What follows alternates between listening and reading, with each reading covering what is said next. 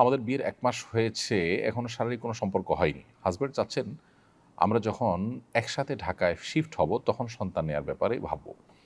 যাতে এর আগে কোনো ঝামেলা না হয়।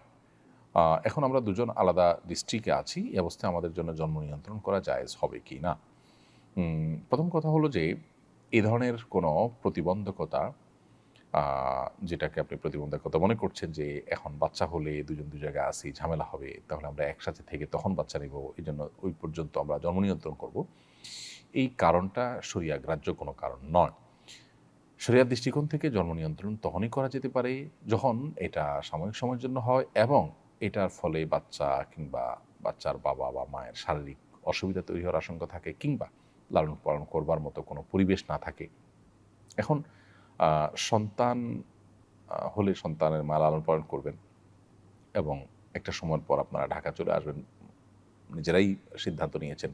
তাহলে এখন আপনারা যেখানে আছেন না কেন বা আপনি যেখানে থাকেন না কেন সেখানে সন্তান লালন পালন করাটা এমন বিষয় নয় যে এখানে অসম্ভব। হ্যাঁ? ২ টা বা ৩ টা সন্তান আছে, ছোট, ছোট। এখন আরেকটা সন্তান হলে কোনো কাজের লোক নাই। একা লালন পালন করা কঠিন হয়ে যাবে। এটা একটা বাধা হতে পারে, যুক্তি হতে পারে। কিন্তু এবারে ১ম সন্তান, আপনি নিজের সন্তান নিজে লালন পালন করতে পারবেন আলহামদুলিল্লাহ সুস্থ স্বাভাবিক মানুষ হলে এটা আপনার জন্য অসম্ভব বা অসাধ্য নয়। বিধায় আ সন্তান এই মুহূর্তে হলে দুজনের মধ্যে ভুল বোঝাবুঝি হতে পারে। এটা একেবারেই একটা দূরবর্তী যুক্তি। এটা খোঁড়া একটা যুক্তি, এটা কোনো গ্রহণযোগ্য যুক্তি নয়।